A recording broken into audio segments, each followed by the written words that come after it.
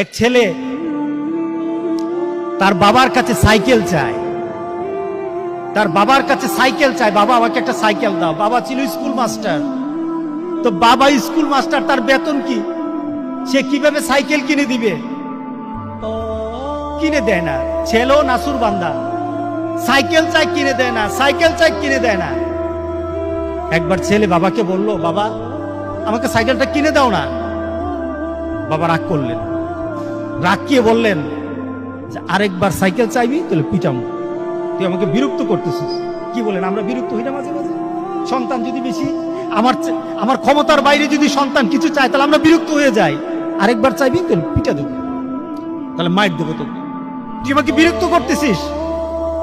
সন্তান বারবার চাওয়ার কারণে বাবা বিরক্ত হয়ে গেল।